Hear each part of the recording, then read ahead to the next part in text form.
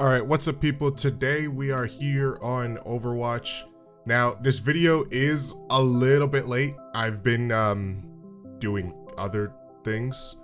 But today we are here to talk about Stadium. And honestly, not just talk about Stadium, but even give out one of the builds I've been working on with Stadium. I've been playing a lot of games, I just haven't been recording, which is my fault, I know. But just, you know, hang on, let me cook. But honestly, I wanted to talk about Stadium a while ago, and now that I actually finally have a chance to talk about it, I want to talk about it a lot.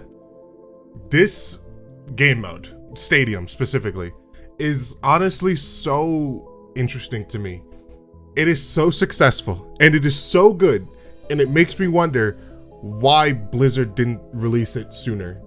Because it is quite literally the best thing Overwatch has done since Overwatch was released. And I'm not even exaggerating with that. I'm not joking. That is my serious opinion. This is the best thing Overwatch has done since Overwatch 1 came out. And there's no questions about it, hands down. It is so good, so much fun, so much like different potential with builds and everything, so much build crafting. It is extremely fun. So today I'm gonna make builds for all of these characters, and I've seen that they're also adding in more characters coming soon in future seasons, so that's great. I'm glad they're evolving on this game mode. But today I have a JunkerQueen build that I want to show you that honestly is probably gonna be my main JunkerQueen build. I've tried a lot of things with JunkerQueen, but none of them really stand out to me as much as this build does. So the whole idea of this build is using Reckoner's Roar to inflict wounds on any enemies that get hit by your shout. So it basically turns your shout into like a third damaging ability, along with your knife and your axe. So Reckoner's Route states that using Commanding Shout wounds enemies within 10 meters for 30 ability damage over 3 seconds. This is really good, but it can get even better to the point where you just shout once, you get like 500 overhealth, and everybody's wounded and you can't die. This basically turns you into Captain America from Marvel Rivals, just by using this one ability. So first things first, obviously you can't buy all of these abilities at once, but I do have some gameplay of me showing throughout the entire game on how this build evolves throughout the game, and by the end of it, you'll have what we see here today. So the first idea behind this build is by getting your ability damage as high as possible, because the more damage your enemies take from wounds, the more health you get back from your lifesteal. So the idea is to get as much ability power. So we want to stack up. Champion's Kit is super good for this. I don't recommend Champion's Kit, however, though. It's good because it has a lot of ability power, but I don't recommend it. We'll get into that a little bit later. So something I really like doing is Super Flexor. Super Flexor gives you 25 health and 10% weapon power, but it also states when you deal weapon damage or healing, you gain 5% ability power for 3 seconds, stacking up to 5 times, which means you can get 25% ability power just by shooting your gun. And you'll see it here. You see in the bottom next to my abilities, I get that 2 stacks of weapon power. That can stack up to 5 times. Bam, now I have 25 ability power. So that's really good. Next up, what we can do is we can, where is it? So we have here Super Flexor. This will give us 25% ability power every time we use our weapons. Then we can go to something like Liquid Nitrogen, which is good, but it's not what I would recommend, but it is actually very helpful, because what it does is it gives you the ability power, and then whenever you use your abilities, it'll slow down enemies to make them easier to kill. So that is something you can do, that is something you can lean into. But what I would do is go for Booming Voice. Booming Voice gives you the 25% ability power, but then it also makes it so Commanding Shout gets a 50% extra radius. So if we walk over here to this bot in this corner, this bot right here, Normally, commanding shout only works from 10 meters away, but with the booming voice, it'll work from 15 meters away. So I'll start bleeding something that's 15 meters away, which just makes it easier for you to inflict wounds onto everything. It's really easy to inflict wounds with booming voice. So then we want to start leaning into survivability. I think, honestly, it just makes more sense to lean into ability or survivability first, then you go to your weapon, because this build isn't really about your weapon.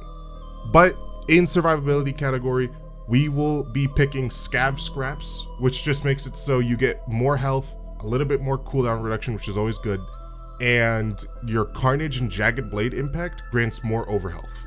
So if we do this, we'll get more overhealth depending on how much damage we deal with both weapons. Or yeah, both abilities. So this is always just super nice. Now, in the survivability category, you have honestly two options.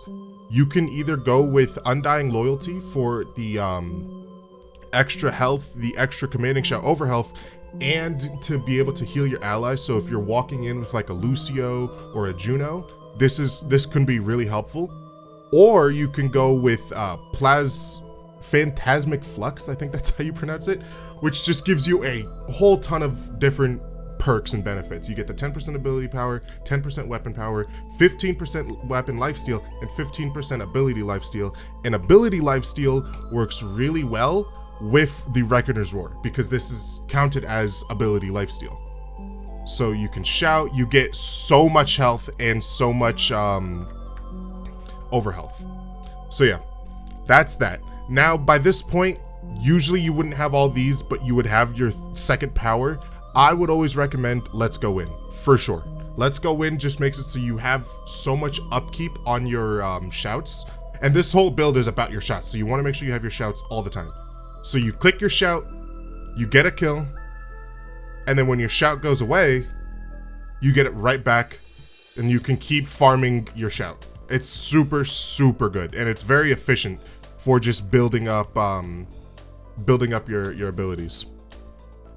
So we have our two ability perks. We have our two survivability perks. Now for our weapon perks, you can honestly do a couple things here. I would always recommend Bloodhound Mask. This just makes it so for every enemy that's wounded in your radius, you get 5% extra weapon power. So if you just shout in the middle of a crowd like this, you can just start one-shotting things, and it's really, really nice. So I will always recommend you get Bloodhound Mask. It's really good. Now for the second weapon power, you can kind of do a couple things here. You can get Shred and Lead to make it so whenever you wound an enemy, you get more attack speed, which is just really nice. It basically makes it so you can walk into a room, shout, you get more damage, and you get more attack speed, which is just really nice. You can also do Hard Light Accelerator, which makes it so you get more weapon power every time you use an ability, and you're going to be spamming your abilities as much as humanly possible. So this one is also really good. And honestly, those two right there are really the only ones you want to look at. Other than that, I would also recommend you could go for Champion's Kit. This is the only time I would recommend Champion's Kit, because it doesn't really do anything besides give you a ton of ability power. But you kind of don't need that much ability power. You already get a lot. You have 35% here, and then because of Super Flexor, you get another 25%, equaling 60% ability power. So if you just put on Champion's Kit, that's 100% ability power, which is good, but not super necessary, especially considering Champion's Kit is super expensive. So I would recommend you either go with Shred and Lead or Hard Light Accelerator. Or you can go for another survivability perk, just in case you can't keep yourself alive. You know, maybe your supports aren't doing good. You can just do this to either keep your supports alive, keep yourself alive, doesn't matter. But me, I would probably go for Hard Light Accelerator just to make sure my weapon does just as much damage as my abilities. So for the third power you get, this one can honestly just go to Royal Bullets. Royal Bullets is really, really good. Probably the second best, right behind Let's Go In. But it basically makes it so scattergun critical hits with two targets that are close to you. Apply wound for 30 weapon damage over time. Basically makes it so your basically makes it so you're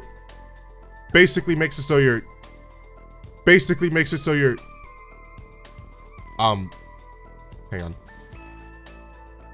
I'm one-shotting things. There's nothing that is able to survive. I can't, wait, hang on. There you go. Basically makes it so your weapon will now inflict wound on whatever it hits. Yeah, you could see how powerful this build is at max capacity. Like I said before, you won't always have max capacity, but you can get there if the game goes on really long. And by this point in the game, you will be just absolutely destroying anything that walks in your path. And you're also a walking tank. You are the immovable object and the unstoppable force. It's really good.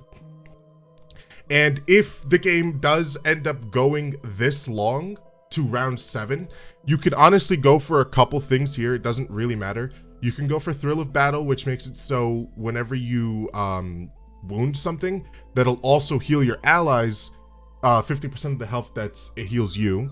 You can go for Twist the Knife, which makes it so Scattergun crits extend the duration of wounds by all targets. You can go for Soaring Stone, which makes it so you can leap with your axe. Chop Chop makes it so you can get a second axe charge. Anything here really works. It doesn't super matter. I always go with Adrenaline Rush because by this point in the game, keeping your allies alive is just as useful as dealing damage. But you can very, very clearly see how powerful this ability is just by clicking your shift button or whatever your button is for your shout. It is very, very good. You can quite literally just tank anything in the game. I have some gameplay to show after this, but if you guys enjoyed this video, make sure to leave a like, subscribe. I will be getting more videos out. I know that's kind of taken a long time for me to get something out, but I will be getting more videos out. I will see you guys in the next one. Later.